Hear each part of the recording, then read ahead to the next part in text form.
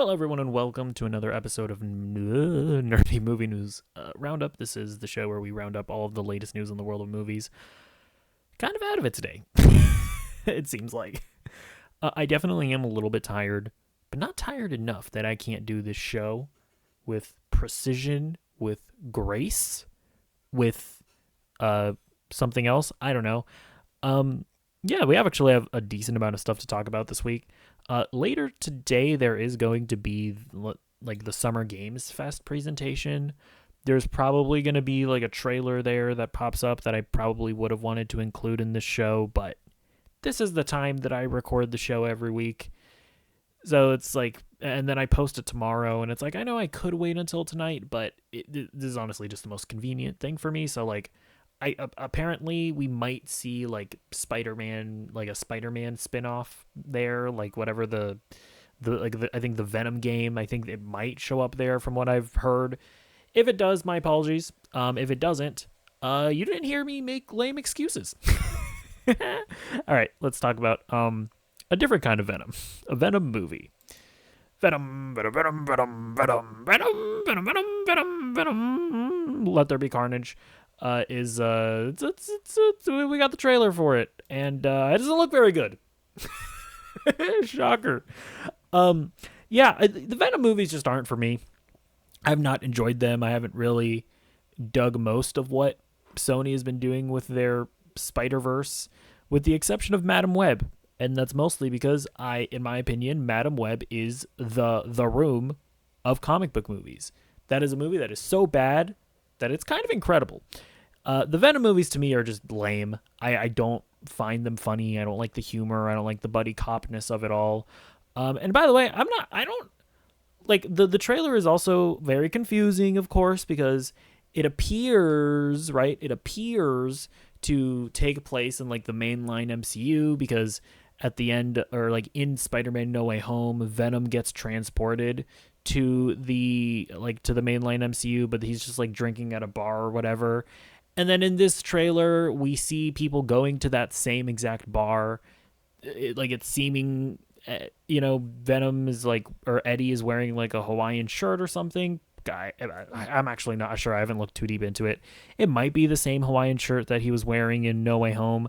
But it's like, at this point, I'm just so sick of like Sony's weird tactics of like trying to trick people into thinking that they're in the MCU.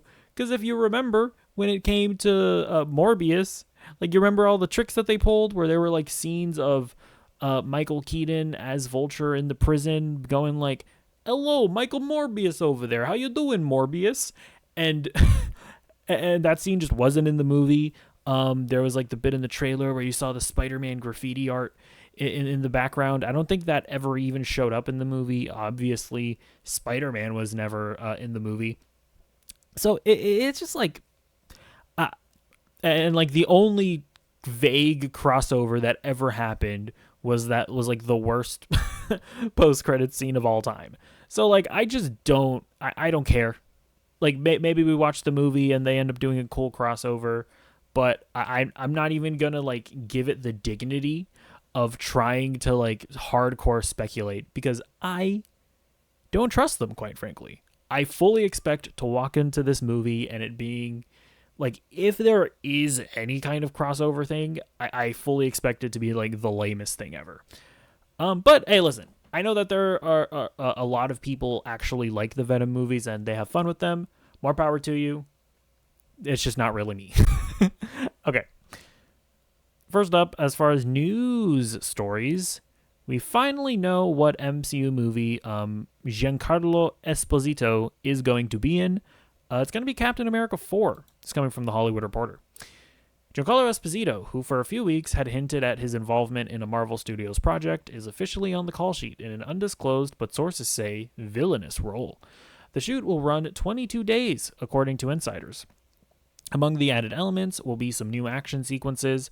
Julius Ona remains the director. The shoot will run 22 days, according to insiders. Oops. I copied, pasted things weirdly. My apologies.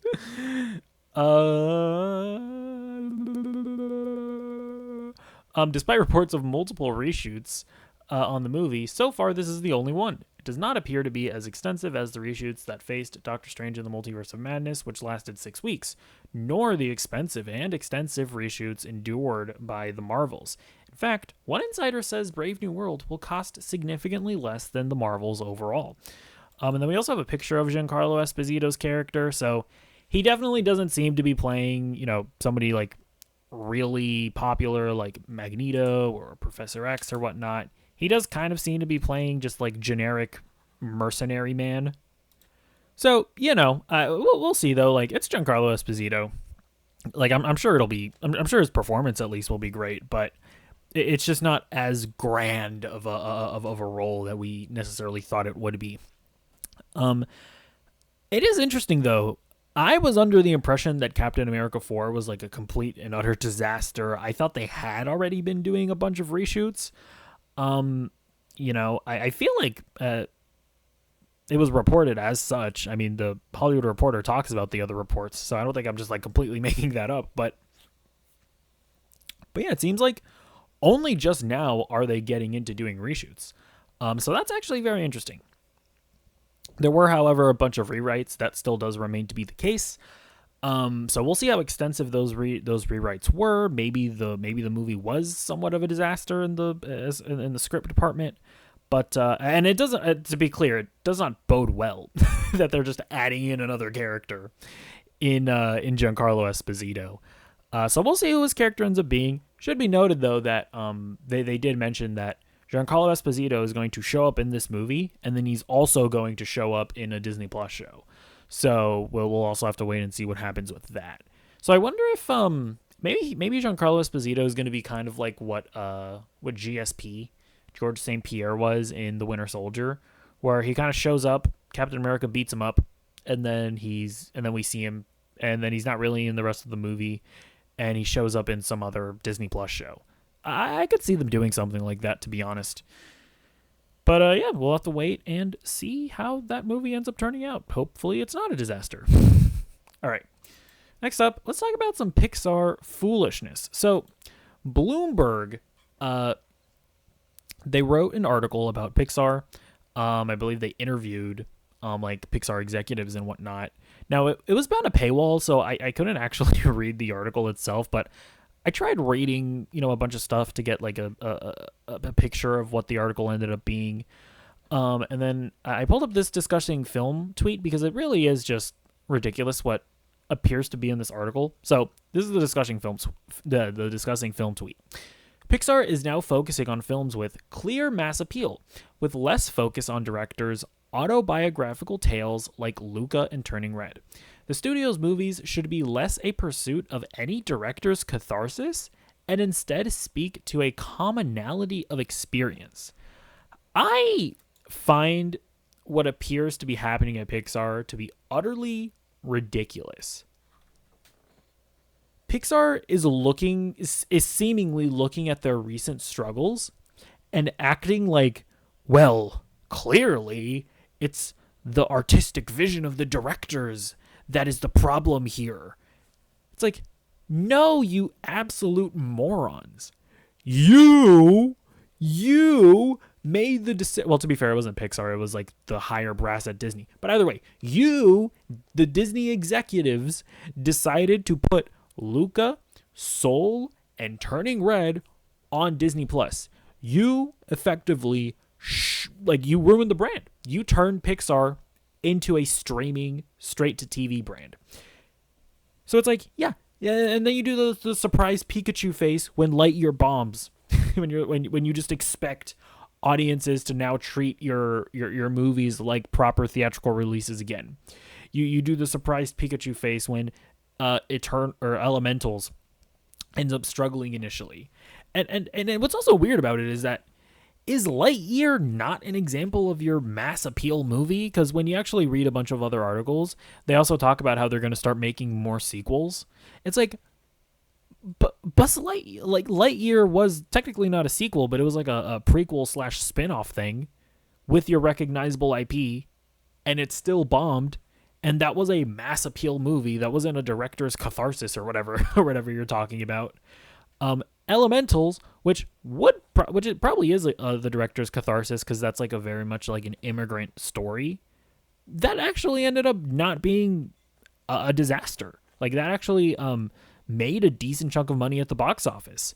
So like what are we talking about that like, oh, the problem with Pixar is that directors are putting too much of themselves into their art? Yeah, that's what we should want. What are you talking about? Like I don't know. It's so ridiculous, just like the lack of accountability that is often taken at like at the high levels of the entertainment industry, where it's like, oh no, it's the artist's fault for making good art, and it can't possibly be our fault for like making the dumbest release, having like the dumbest release strategies in human history when it comes to movies and what studios decided to do during COVID. And it's like, I get it. At the time, nobody really knew what the right answer was, so it's obviously easy for us to look back in hindsight. But still, like Soul, I imagine that would have been a success if it was under like the normal non-COVID era of box office, times, like before COVID, I should say. I think Soul would have done pretty well for them. I think Turning Red would have absolutely killed it at the box office if it had come out before COVID. That's a really good. That's a great crowd pleaser. Luca, I will say, probably would have ended up being a good dinosaur, no matter what. I don't think that movie's particularly good.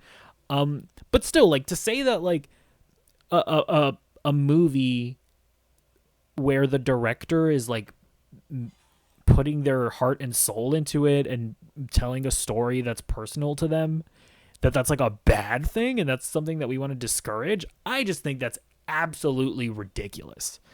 So anyways, we'll see what comes up for Pixar. Probably Incredibles 3 and Toy Story 7 and 8 at some point. All right, moving on to the next story. So apparently Jordan Peele met with Marvel. This is coming from CBR. Per the Insider, Jordan Peele met with Marvel Studio execs to discuss one of their upcoming films.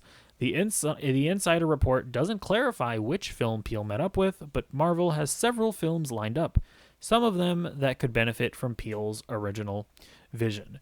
So yeah, like the article said, we don't know what movie he met up with them for. There was like another report from like not really one of the major trades that's saying that it was X-Men. But that the deal fell through. But they also clarified that it was like a year ago. And even in that article, they mentioned that this isn't that they're by no means confirming that was what the movie was, that was just stuff that they'd heard. So I won't take too much stock into that. But I will say, I think that Jordan Peele, and I'm saying this with no real knowledge, but a lot of people are kind of jumping the gun and being like, oh, well, maybe maybe Blade is going to get another rewrite. And maybe Blade is going to get reworked again. I don't think that's going to happen. I don't think it's going to be Blade. I feel like whatever they have now, I feel like they're just going to go with it. Or just cancel Blade entirely. But people have thrown out like Ghost Rider maybe, or like a Midnight Suns movie. But I feel like Jordan Peele is probably at a point where he's made like 3 horror movies already. Like, and like, I don't think he would go to Marvel to make a horror movie, because he's like one of the few directors in Hollywood that actually has the clout and like he's actually a box office draw. So it's like, if he wanted to make another horror movie, he would just make it himself. I don't think he would go to Marvel. If I were to guess, I think Jordan Peele probably wants to stretch his legs and do something else. So I was actually, before I read the report, that was kind of saying that it wasn't going to be the X-Men movie, I was actually going to throw out X-Men as a possibility, because I think that, when you watch like something like Get Out, like Jordan Peele is obviously someone that has a lot of stuff to say socially and whatnot. By the way, I haven't seen Us or Nope, so I'm sure those are probably not non-political either. So, so like, I feel like he could. I feel like if he wanted to do X-Men, I feel like that would actually be a pretty good fit. Um, and and by the way, like if you look at what Sam Raimi did with the Spider-Man movies, having a horror director, and putting in little horror flourishes into your superhero movie can be really cool as well. So I don't think he's gonna do a horror movie for Marvel. I think he'll probably end up doing something a little more lighter, a little more fun. Maybe he wants to like see if he can get in there and direct action and stuff like that. So I think X-Men would be really cool. I wouldn't be surprised if maybe they ended up giving him something like Spider-Man 4 or something like that. Right? Because again, he is a director with clout. Like I could see him directing something like a big IP. So I don't really know. At the end of the day, we'll just have to wait and see if he directs anything at all. All right, next up. Speaking of Marvel directors, Shawn Levi. He's apparently Marvel wants him to direct Avengers 5. So this is coming from Deadline. Shawn Levy is the top choice and is having early conversations to direct another Marvel Studios pick, the next Avengers movie. Levy has been given the latest script by Michael Waldron, though sources add that he has not given an answer on whether he will take the job, and the studio is still planning to meet with other directors while they wait on a decision from him. Sources close to both the project say more than 60 MCU characters could reprise their roles, including everyone from Mark Ruffalo, Chris Hemsworth, and Benedict Cumberbatch to Tom Hiddleston, Simu Liu, and Karen Gillan. Unlike the first 4 films in which there was a core group, many of the characters in this film would have equal footing, making it more of an ensemble feature instead of a handful of characters leading the team. It is unknown who the central villain would be or if the film could potentially include multiple antagonists. So I guess we'll start with Shawn Levy. I think this makes a lot of sense. I mean, I think Shawn Levy is a safe choice. Like, not just because he's currently directed not just because he directed Deadpool 3, which is probably going to be like the highest grossing movie of the year. I don't think that there's really anything coming out that could really challenge that unless I'm just forgetting something super obvious. Yeah, I think it'll probably end up being the highest grossing movie of the year. Oh, actually, Joker Folie à Deux could probably take it as well. Anyways, I think that yeah, he's going to end up directing probably. Also, it's probably going to end up being a crowd pleaser, and probably I'm just assuming it's going to like be well liked by audiences. It just seems like a big home run, based on the trailer and the reception to it. But they've obviously seen the movie, so they seem confident in it as well from a quality standpoint. And if you just look at the movies that he's directed in the past, stuff like Free Guy and The Atom Project and like Real Steel, he's a guy that is competent, right? Like he's a good director, but he's also not that much of like an auteur, right? Where he'll also be able to work with Kevin Feige, right? Where when you're directing an Avengers movie, it's like, yes, you're the director and all, but at the end of the day, like it is Kevin Feige's movie and he's going to have like the end, like the end say of it all. So I think this makes a lot of sense. I think it probably will happen, I would assume. The only thing is that Shawn Levy is also pretty busy because I know he works on Stranger Things. I think he'll probably be directing episodes of that. I think he also one of these guys that allegedly has a Star Wars movie in the works. Who the hell knows what if anything will come from that, but I think this makes a lot of sense. So we'll see if it actually ends up happening. All right. Next up, we have the Hunger Games movie. Another one is in the works. So this is actually kind of interesting. So this is coming from CBR. Lionsgate is returning to the world of Panem. A new Hunger Games movie based on author Suzanne Collins' upcoming novel Sunrise on the Reaping has been announced. The Hunger Games Sunrise on the Reaping will revisit the world of Panem 24 years before the events of the Hunger Games. Starting on the morning of the reaping of the 50th Hunger Games, also known as the Second Quarter Quell, this Hunger Games was notable for being won by District 12's Hamish Abernathy. Francis Lawrence, who has directed all but the first Hunger Games movie, is in talks to direct Sunrise on the Reaping, which Lionsgate has set for release on November 20th, 2026. So, kind of interesting that this is like a situation where they don't, where like Suzanne Collins is, I guess, releasing a book, and they're just like jumping right on it. And I guess they've, at least to some degree, been developing this movie right alongside with her writing it. I don't know. That's actually pretty interesting. I I'm super curious to know if they've influenced each other at all. Like if Suzanne Collins like wrote the book in such a way that is going to work better as a movie, and if like the movie is now, or like if the script of the movie and whatnot had to be like written in such a way that like they had to either change stuff in the book and whatnot. I don't know. It's just like interesting that these things have been developed in such a way. But yeah, we'll see. I liked actually the last Hunger Games movie. I thought it was pretty solid. The one with Rachel Zegler. It seems like this is going to be another like standalone sort of movie where it's a prequel of the Hunger Games. You're not going to have Jennifer Lawrence or anything. I assume, yeah, like we're gonna get a young Haymitch or whatever. But yeah, we'll see how that works out and whatnot. Will we be given so much? Will it be like an impeccable prequel like Furiosa, where we stop watching this one and it leads right into the Hunger Games, and it's such a satisfying experience? Probably not. It'll probably be okay to pretty decent. That's all it needs to be. I don't know. I don't mind the Hunger Games, but I also don't really need any more of it. It's one of those things where I'll take it if you make it, but I'm not here asking for it necessarily. But we'll see. All right, so we have another casting for Superman Legacy. This is coming from The Hollywood Reporter. Saturday Night Live veteran Beck Bennett has joined the cast of James Gunn's inaugural DC Studios movie Superman. Oh, sorry, yeah, it's not Superman Legacy, it's just Superman. I forget. Sources say that Bennett will play one of the notable reporters at the Daily Planet. DC Studios had no comment. So people have been saying that he's probably going to play Steve Lombard. He's actually in My Adventures with Superman.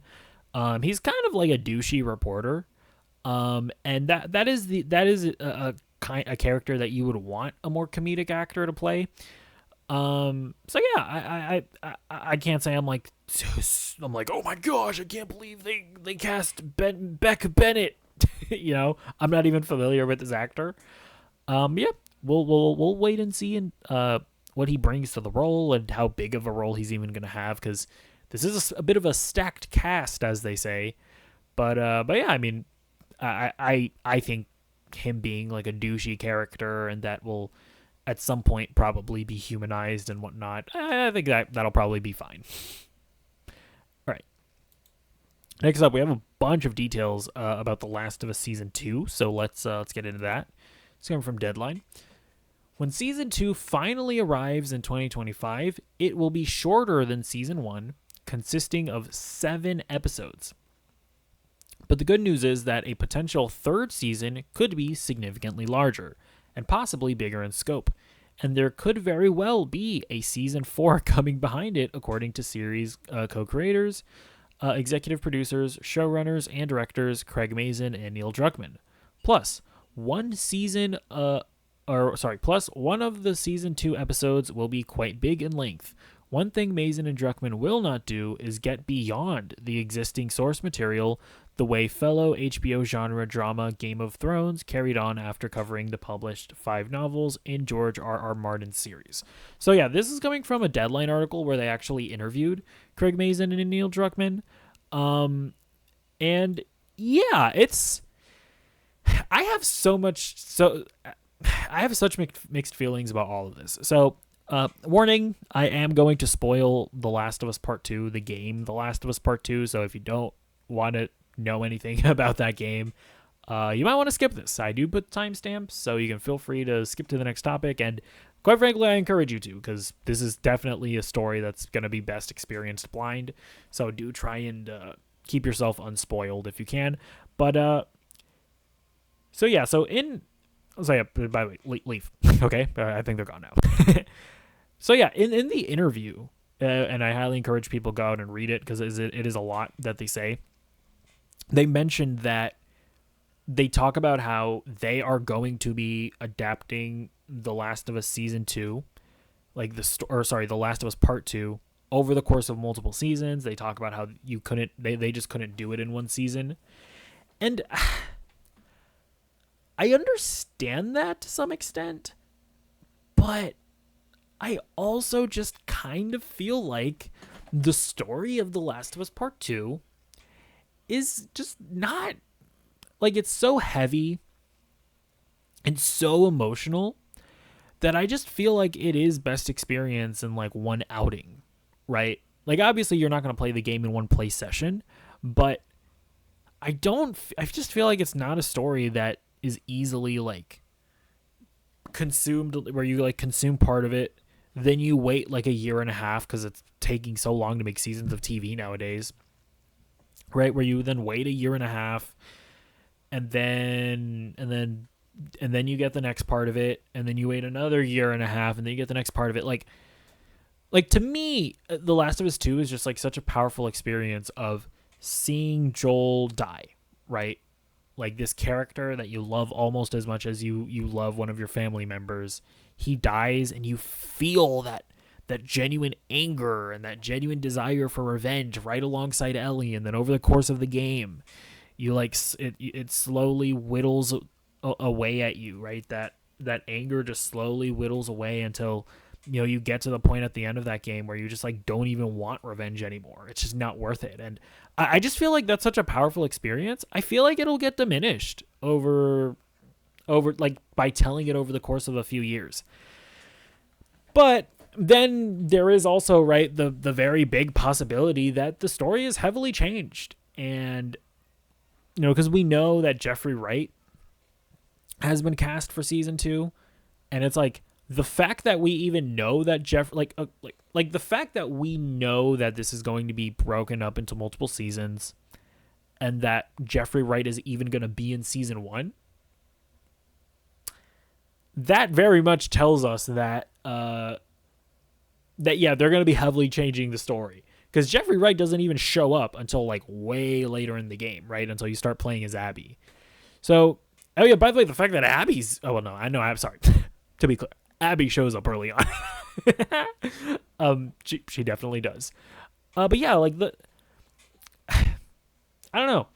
This also just indicates to me that they're also changing stuff up, right? The fact that Jeffrey Wright is going to be in this, they're heavily changing the story. So they might just be delaying. They might be switching things around.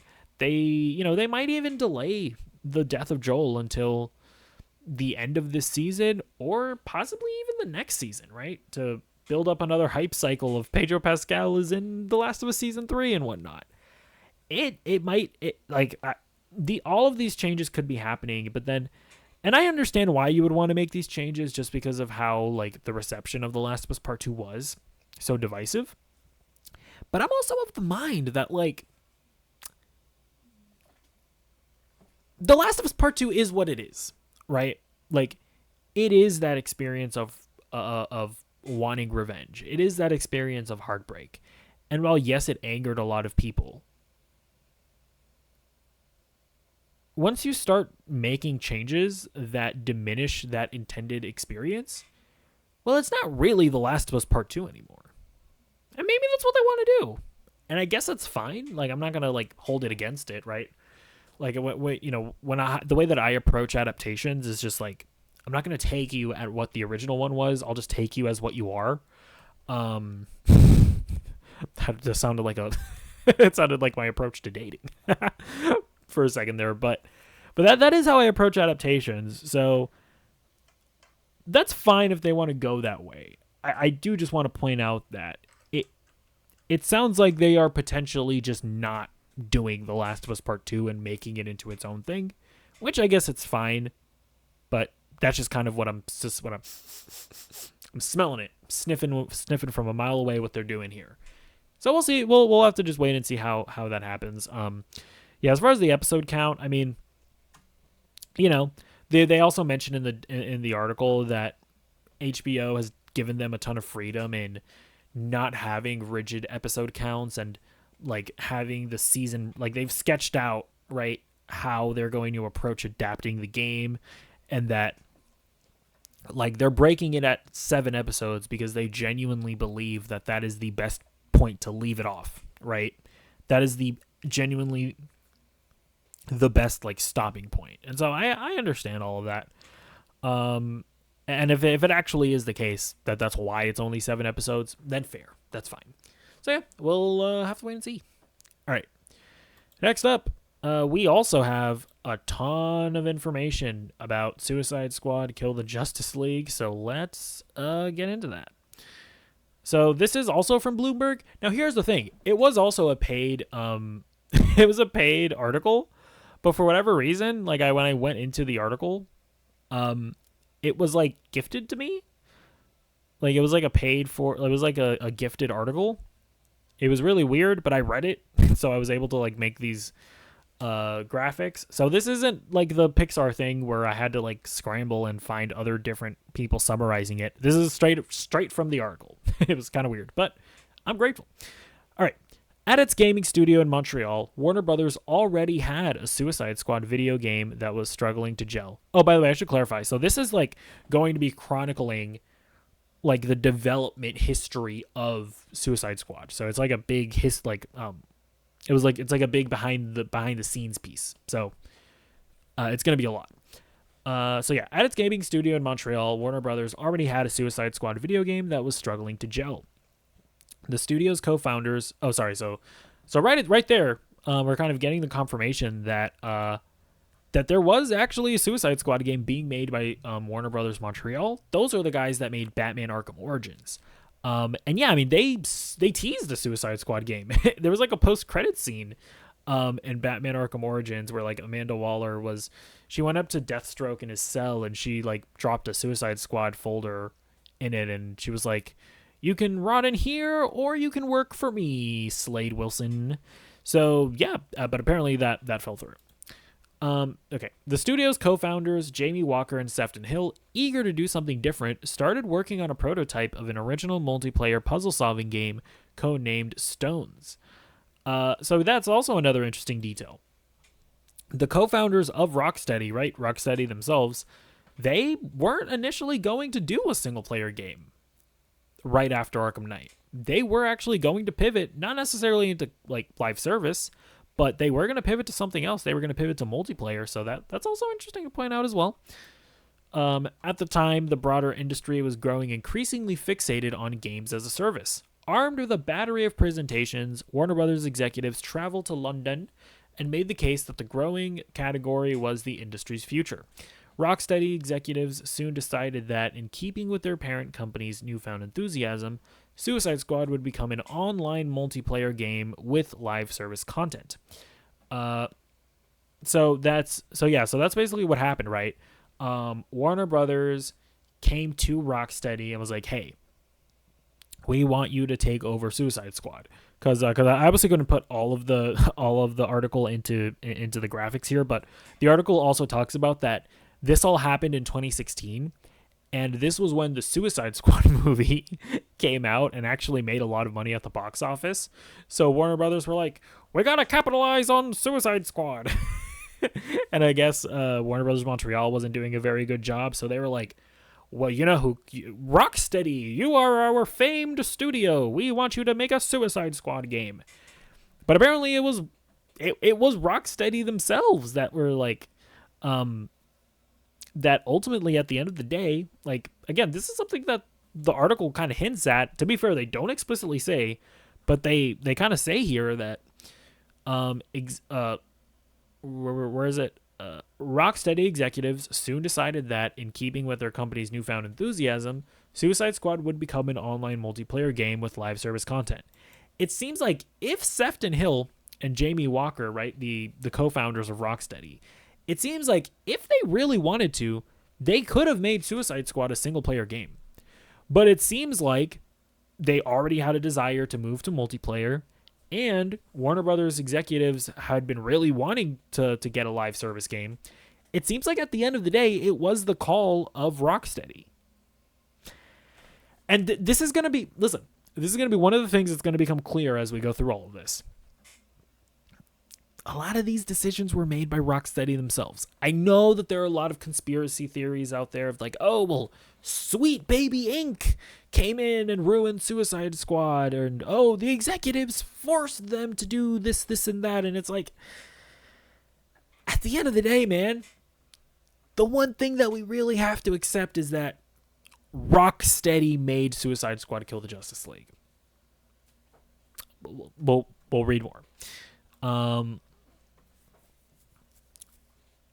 Over the next 7 years, it would swell from roughly 160 to more than 250 people, a size that grew unwieldy for managers yet still remained far smaller than the enormous teams behind similar games such as Destiny. During the early days, the studio kept its work on Suicide Squad a secret. Several people who came on board during this era said they were surprised when they first arrived at the offices to learn that they would be working on a multiplayer game. Many would depart as a result. So that's also a super interesting thing, is that apparently the studio had to grow in size in order to make a live service game. So that's way more employees than Sefton Hill and Jamie Walker were used to managing. But even at that, it was like too much for them to manage. But even at that size, it was still far smaller than games like Destiny. So it's just like one of those situations where there's just this really unfortunate trend in the games industry where you have these single player studios that are not equipped. They don't know how to make live service games. But in this case, it seems like Rocksteady were like, no, we can do it. And then other cases, you have like parent companies and executives that are like, we don't care. We want the money. We want the Fortnite money. Make your live service game. We want it. In either case, they can't do it. It's just not something that they're really capable of. They don't know how to. It's like it's like getting an artist. It's like, hey, fix my fix my car engine. It's like, I don't know how to do that. So yeah. What am I doing here? Sorry. Oh yeah, and then and then the other thing here is that they were also like not being upfront and honest with new hires, apparently, that they were making a live service game. So it's like, they probably weren't even attracting live service game developers. Apparently they were attracting people that thought that they were going to be working on a single player game. And those guys probably also weren't the best at making live service games. So it's just like, what? It's so weird. Like, why wouldn't you be like advertising like, hey, we're making a live service game. Can we get live service people, please? It's so weird. Over time, the leader's vision kept morphing, most notably switching from an emphasis on melee combat to heavily focusing on guns. The change left some staff members wondering why protagonists, such as Captain Boomerang, known for fighting with his namesake weapon, would suddenly pivot to gunplay. And it's like, again, apparently, like, even the most baffling decisions of like, hey, it doesn't really make sense for these characters to be in a looter shooter. Apparently that was from the co-founders. That was from Sefton Hill and Jamie Walker. Again, people they need it to be the case that, oh, the old Rocksteady, they were destroyed and dismantled, and then this new group of people came in and made Suicide Squad kill the Justice League. It's just not true. It just isn't true. It seems to be the case that the old Rocksteady, they made Suicide Squad. Sorry. The co-founders, the guys that were responsible for the old games, they were still the directors. They wrote the script. Sweet Baby Inc. didn't have Harley Quinn shoot Batman in the face. The guys that made Arkham Asylum, they had Harley Quinn shoot Batman in the face. I'm sorry to tell you guys, it just is what it is. They had Captain Boomerang shooting a gun instead of fighting with a boomerang. They made that decision. I know and I understand. I understand that it is hard for us to accept the truth. I understand that we are coping hardcore. We need it to be the case that there was some shady cabal of Sweet Baby Inc. people that came in and destroyed Suicide Squad, killed the Justice League. They didn't do that. They didn't. Moving on. But additional frustrations kept piling up. The project's massive world and 4 playable heroes were a significant increase in complexity from the Arkham games. Engineers prioritized short-term fixes that later proved to be hindrances as the release date kept getting pushed back. Staff members sometimes waited weeks or months for Hill, the studio's perfectionist co-founder and director of the game, to review their work, creating a bottleneck that further slowed game development. He scrapped big chunks of the script and struggled to convey his evolving ideas, they said, confessing that he hadn't spent much time with competing games such as Destiny. So, apparently, and this is like something that you hear about with other live service disasters like Marvel's Avengers and like Anthem, where like you have these guys that are like auteurs that, you know, it's like we made Mass Effect, we made the Tomb Raider games, right? It's like we don't need to learn from Destiny. We are auteurs. We can just make it ourselves. We can just learn how to make live service games ourselves. It's like, no. Learn from the games that have already made mistakes and created the playbook. What are you doing? What do you mean you're not familiar with Destiny? And yeah, it's like apparently like he just wasn't used to working with as many people, so he was like everything that you do has to get approved by me, Sefton Hill. So apparently, yeah, there was just like a backlog of different teams working on different elements, having to wait like a bunch of time just for Sefton Hill to give them the thumbs up. And it's just, it kind of is what it is, isn't it? Multiple people who worked on the project say that their growing concerns were often met with promises from management that Suicide Squad would eventually coalesce at the last minute, just as the Arkham games had. Several employees adopted the term toxic positivity to describe the culture of the company, which discouraged criticism. Despite the internal concerns among frontline workers, executives from Warner Brothers kept reviewing demonstrations of the game and sending laudatory feedback, praising the graphics, and saying they expected Suicide Squad to become a billion-dollar franchise. So yeah, I mean, again, this is very similar to what we've heard in the past, right? I remember with Anthem, the people at BioWare, they were like, we made Mass Effect. We made Dragon Age. What are you talking about? The BioWare magic. I remember that apparently was a term that was used internally. BioWare magic will ultimately make the game okay. Rocksteady magic will make Suicide Squad okay. It'll come around in the end. No, it did not come around in the end. Now did it? In the fall of 2022, Warner Brothers announced that Hill and Walker were leaving Rocksteady to work on a new adventure, and that a pair of longtime employees, Nathan Burlow and Darius Sedegian, were being promoted in their wake. So that's also that actually does leave like a bad taste in my mouth, to be honest. Because listen, end of the day, we're just talking about a video game. It's like, okay, you made a bad game. It happens to everybody.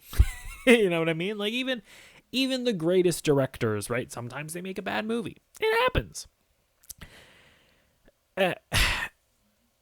The fact that they just, like, up and abandoned the game at the last minute and really didn't, like Sefton Hill and Jamie Walker, right, the co-founders of Rocksteady, they haven't really had to deal with the blowback of this game.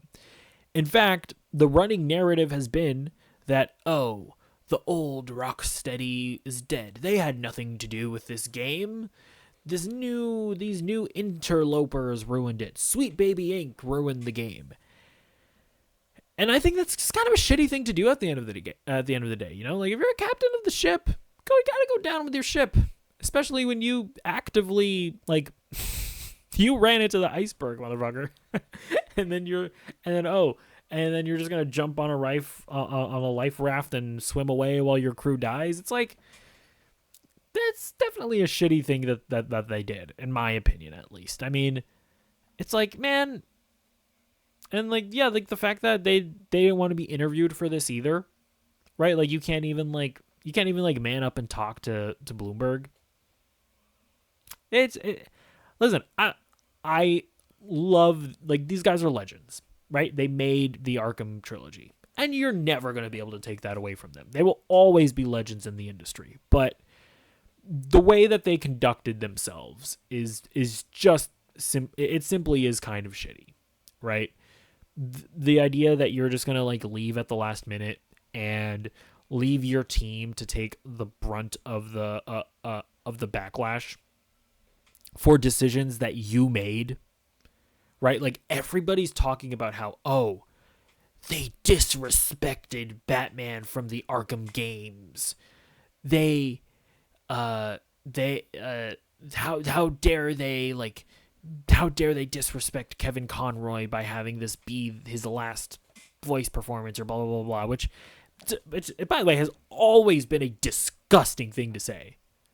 Like, to act like Rocksteady could have, like, to act like Rocksteady would have had any idea that Kevin Conroy was going to die. Like, to act like them killing Batman in Suicide Squad was in any way disrespectful to Kevin Conroy. But, by the way, again, Kevin Conroy he read the script. He wanted to play the role. Nobody forced him to do that. He could have said, "No, I'm good. This story is ass. I don't really want to. I don't want to do the voice work this time." He could have done that. He wanted to play the role.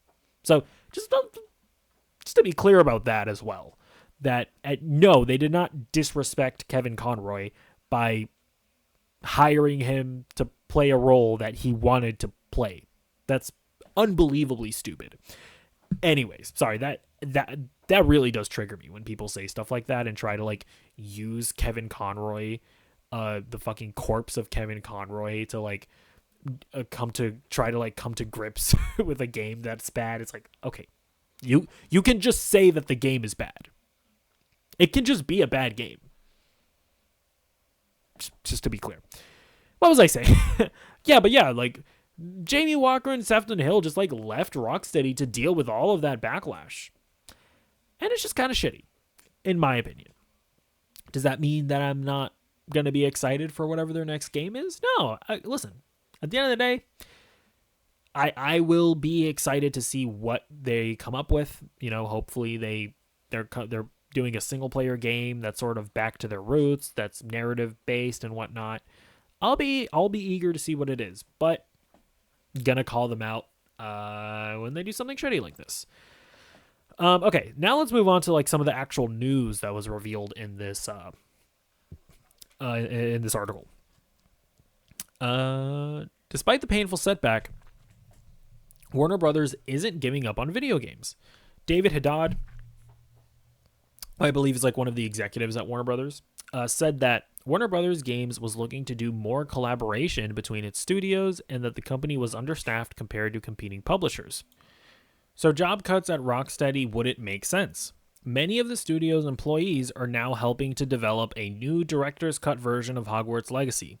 At the same time, according to people familiar, the studio leaders are looking to pitch a new single-player game, which would return Rocksteady to its roots. So, I mean, at least there's some... at least there's, like, some good news here. You know, it seems like Rocksteady isn't shuttering. You know, they're not closing the studio, which we've seen a lot of in 2024. At least nobody's getting fired, it seems like, which, again, I'm just surprised about, because we've seen studio closures, we've seen layoffs happen a ton this year, and when a game like Suicide Squad loses that much money, I mean, yeah, I would be able to understand why. That being said, I can also to some extent understand, right, that, like, at the end of the day, like, you can try and lay people off, but you also need talent, right? Like, I remember Sony, like, they bought Bungie, and then I remember they, like, and then at some point, like, Destiny wasn't doing as well as they thought it would be, so they laid a bunch of people off from Bungie, and I'm like, didn't you buy Bungie specifically because you needed talent that knows how to make live service games? And now you're just firing all the people that know how to make live service games? Like, what are we doing here?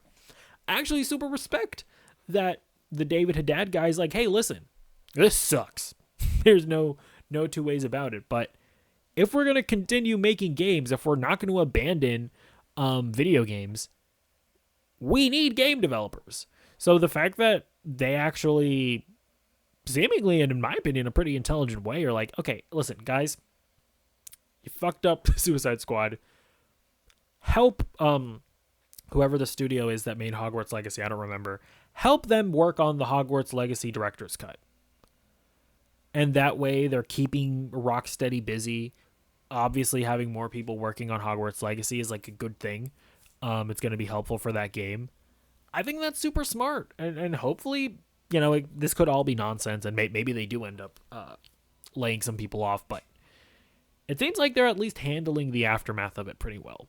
Now, as far as what their next game could be, I think that the smart thing would be for Rocksteady to make a Batman Beyond game. I think that would be smart because, you know, I could very well see them just going back and making another Batman game because it's Batman and that's always going to be a safe bet. But I can still understand them being like, okay, well, we don't want to just go back and do the same stuff again. Like there was a reason why why we made a Suicide Squad game instead of another Batman game. But I think Batman Beyond could be something that is familiar, right? And bring back the free flow combat and whatnot. Have a lot of the same kind of gameplay, but it's still different and fresh enough that it wouldn't just feel like you're doing the same stuff all over again. And then, you know, you can set it in the Arkhamverse or you cannot. I mean, you know, it is what it is. Because, by the way, and who even knows if they'll get to this point, but I think that there were like leaks or something that I was reading from Suicide Squad that at some point in the game's lifespan, the intention was that it was going to be revealed that that the Justice League that we killed in the game were like not really the Justice League, and that we were actually going to have to rescue the real Justice League that are trapped in Brainiac's ship or something. So yeah, like you could just like do that, like honestly, I think what they need to do at this point is just skip to whatever the last episode of Suicide Squad is. Just don't do anything else. Just skip to the last episode. Have the big reveal that, oh, it was a prank. It was a social experiment, guys. We didn't actually kill the Justice League. Which would then lead to the possibility of them making more games set in the Arkhamverse where you play as like either like Wonder Woman or whatever. And then, yeah, obviously that would then give them the go-ahead to make a Batman Beyond game where it is the Arkham Batman who's now old. Yeah, you know, and then you're playing as Terry McGinnis, though. I think that would be the smartest play, personally. I think that would be and I would just like to see the Batman Beyond game in general, to be honest with you. I think that would be cool, but yeah, we'll see. I don't like. Obviously, the other thing would be like, oh, we'll just let them make a new IP, right? That could be cool, but I don't think they're I don't think they're gonna do that. I think that Warner Brothers Discovery has been pretty adamant that they are looking to mine their IP, and I just don't foresee Warner Brothers Discovery allowing Rocksteady to, like, they're gonna make a Batman game. Like they're either gonna make a DC game, or a Game of Thrones game, or a Harry Potter game, or some other IP that they may or may not own. So, like, would it be cool for them to do an original IP? Sure. That's not going to happen. All right. Next up, let's talk about what I've been watching. So, I watched Doctor Who episode 6. I thought this was a pretty good episode. It very much reminded me of Black Mirror. There was like one Black Mirror episode. I don't really remember it that well, but I think it starred like Bryce Dallas Howard. So I think it was similar to that, even though I don't remember the plot of that episode, to be honest. But I think it was like about how like social media is bad, guys. Did you know that social media is bad? And that's very much like, that's the premise of this episode, where like the Doctor and Ruby drop into a world where like everybody's like all of society is like subsumed in these like VR headsets or whatever, and that's where they spend all their time, and then they don't realize that in the outside world really weird bad stuff is happening, and the Doctor is having to like peel all of the citizenry away from their from their headsets that they're addicted to in order to actually see what's going on in the real world. And it's not subtle with the messaging and whatnot, but I think it's handled pretty well, and I liked the main character that we were following the whole time. Also, shout outs to her, because like, girl, she did a very good job in her performance, because you just got the racism vibes from her, like right at the start. I was like, there was something off about you. And things ensue, and it's like, okay, sure. Good performance. So yeah, I enjoyed the episode. Is it a bit heavy-handed? Yeah, but I still enjoyed it. What can I say?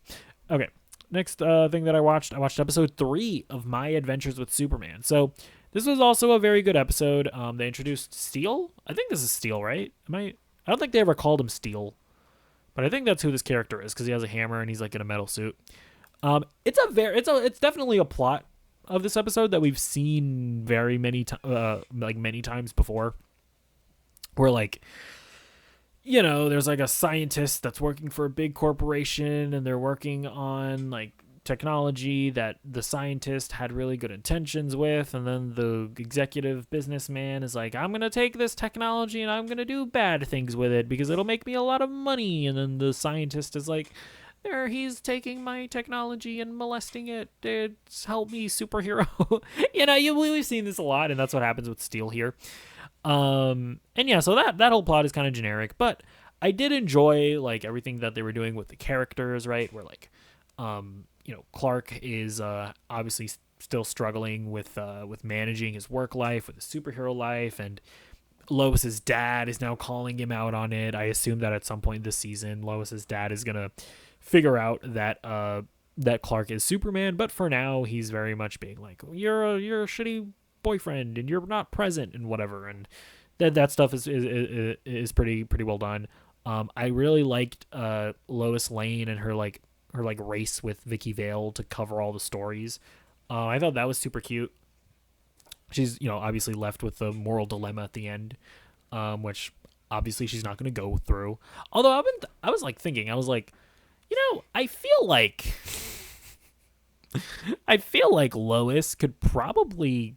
I feel like she probably could take the job with the Gotham Gazette, because like Clark could just fly over to Gotham and like go on dates with her. I feel like it wouldn't be that big of a deal, actually. But I guess it might be a weird thing when it comes to like hiding a secret identity, because then people might ask the questions of like, well, how did Clark get to Gotham? How does Clark get to Gotham every day and so stuff like that. So that I could see that being a weird situation.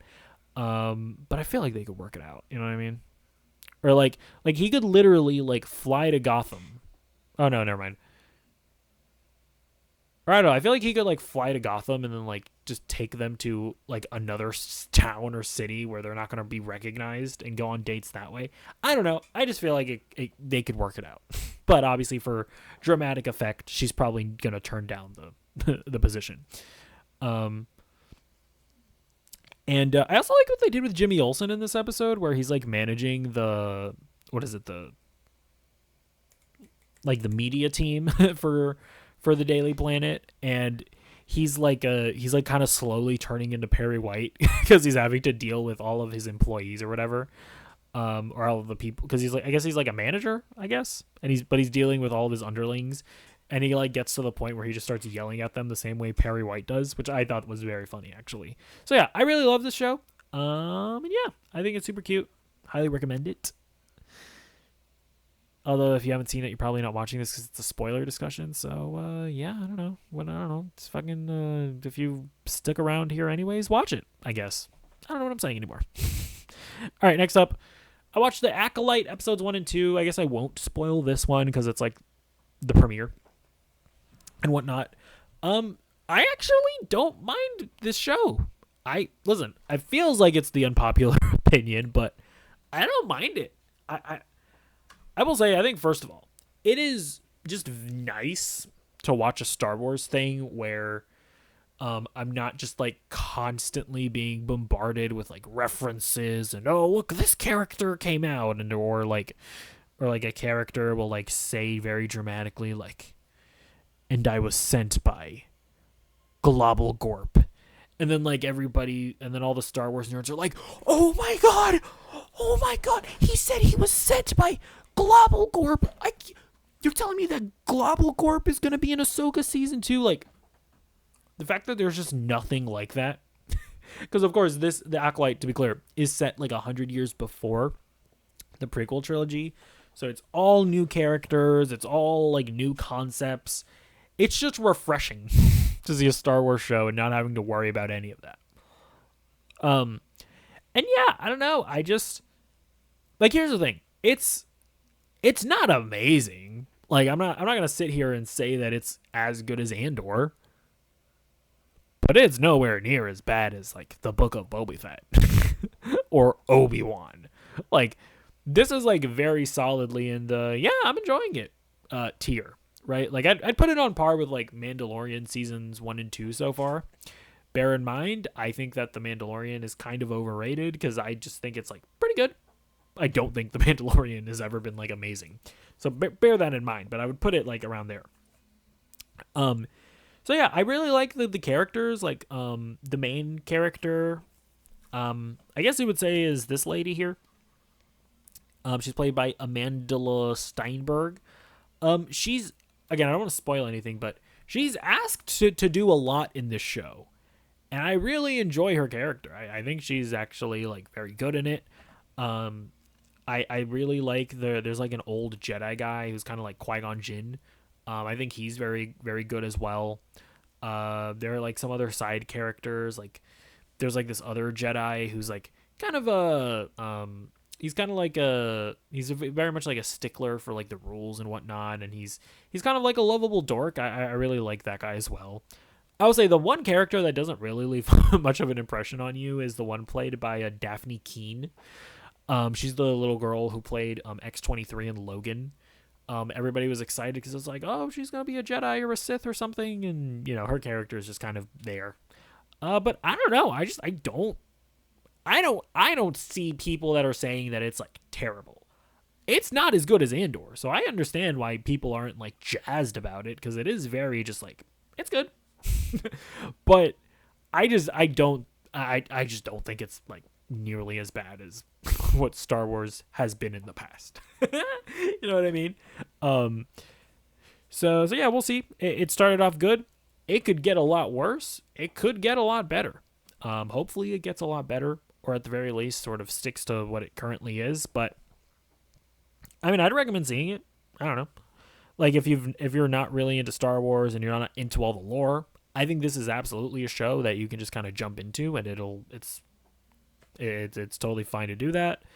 And if you've seen other Star Wars shows that you think are terrible, I mean, I don't think that this is an Andor, right? Like if you haven't seen Andor, absolutely watch Andor, but this isn't a show that you like need to see. I don't think it's that good, but if you like Star Wars and you want something that's just like pretty solid, I think this is it. I don't know. Let me know what you think in the comments down below. All right.